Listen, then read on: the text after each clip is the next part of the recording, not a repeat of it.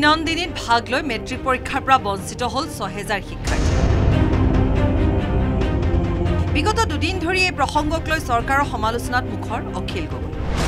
ঝুমুৰত অংশগ্ৰহণ কৰিবলৈ আহি এনেকৈ ৬০০০তকৈ বেছি ছাত্ৰ ছাত্ৰীয়ে তেওঁলোকৰ শৈক্ষিক জীৱন এই বছৰৰ কাৰণে হেৰুৱাই পেলালে।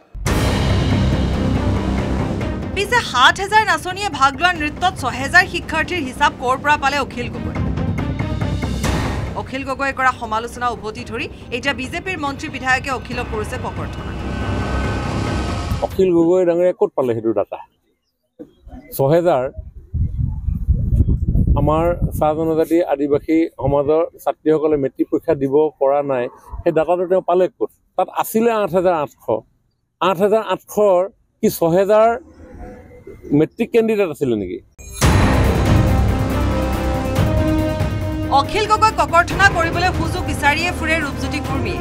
এইবাৰ অখিলৰ কথা শুনি ৰূপজ্যোতিৰ মুখত ওলাল অনিয়ন্ত্ৰিত বাক্যপাত।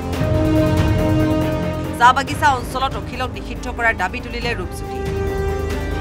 কোনো চাহ বাগান আৰু আদিবাসী অঞ্চলত এই অখিল গগৈ নামৰ এই প্ৰাণীজনক সোমাব দিব নালাগে, এই একেবাৰে বৰ্জন কৰিব লাগে। আনহাতে অখিলৰ কথা ভিত্তিহীন, বুকুত মিছা বুলি দাবী চাহ জনগোষ্ঠীৰ নেতাৰ।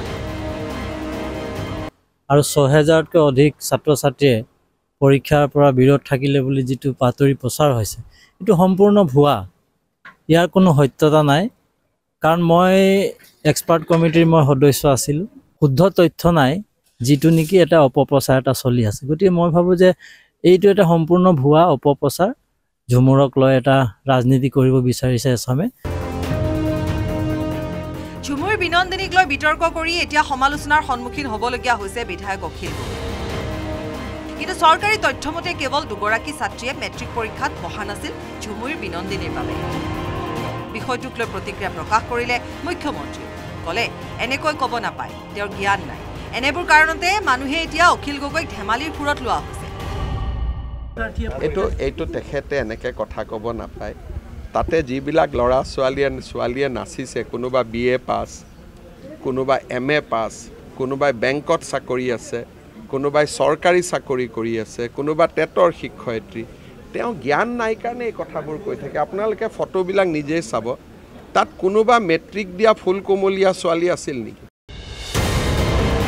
মুখ্যমন্ত্ৰীয়ে অভিযোগ আনে কেৱল বাতৰি হেডলাইন হ'বলৈকে অখিল গগৈ যা-তা মন্তব্য কৰে। মুখ্যমন্ত্ৰীৰ দাবী, বাগিচা ৰাইজে অখিলক এনে কথাৰ বাবে বেয়া পাইছে।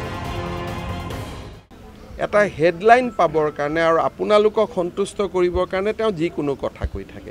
আজি ঝুমুৰৰ এগেইনষ্টত তেওঁ কোৱাৰ লগে লগে বাগিচাৰ মানুহবিলাকে তেওঁক বেয়া পাব, এইটোতো মোৰ লাভহে হৈছে। নাজিৰাৰ পৰা নবুল কোঁৱৰৰ সহযোগত গুৱাহাটীৰ পৰা হীৰকজ্যোতি মালাকাৰ আৰু বিৰিঞ্চি ডেকাৰ ৰিপৰ্ট, নিউজ 18 অসম।